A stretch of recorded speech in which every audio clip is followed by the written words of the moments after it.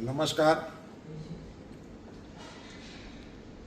ક્ષત્રિય સમાજના સૌ આગેવાનોને મારા રામ રામ.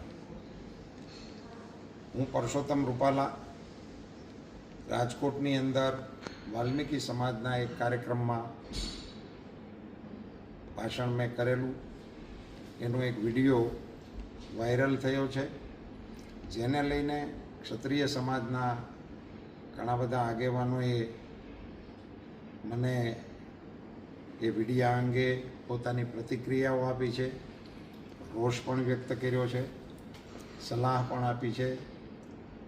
આ તમામ આગેવાનોમાં અમારા વરિષ્ઠ આગેવાન ભૂપેન્દ્રસિંહજી ચુડાસમા, રાજ્યસભાના મારા સાથીદાર કેસરીસિંહજી વાંકાનેર સ્ટેટ, અમારા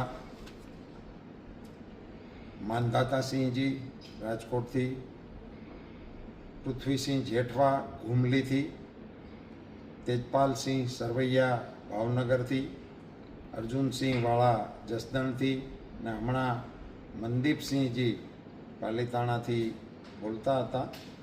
એ ઉપરાંત અમારા રાજકોટના આગેવાન ભોગુભા, પ્રદીપસિંહજી, કિરીટસિંહજી રાણા વગેરે આગેવાનો સાથે મારી વાતચીત થઈ.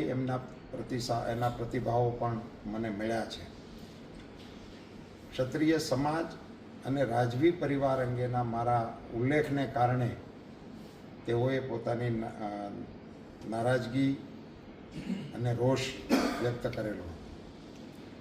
મેં જે વાત કરતો હતો એમાં મારો આશય માત્ર વિધર્મીઓ દ્વારા આપણી સંસ્કૃતિ ઉપર અને આપણા દેશ ઉપર થયેલા જુલ્મોનું નિરૂપણ કરવાનો હતો. સહેજ પણ રાજવી પરિવાર કે ક્ષત્રિયોને નીચા દેખાડવાનો મારો કોઈ આશય કે ઈરાદો ત્યારેય નહોતો, અત્યારેય ન હોય અને ભવિષ્યમાં પણ ના હોઈ શકે.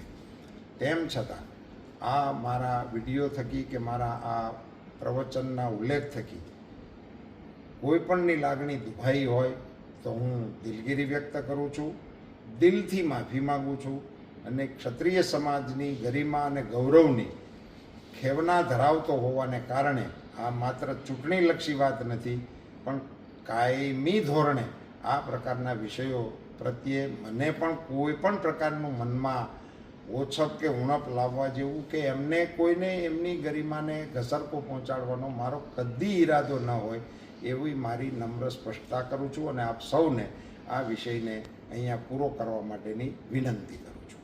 ધન્યવાદ.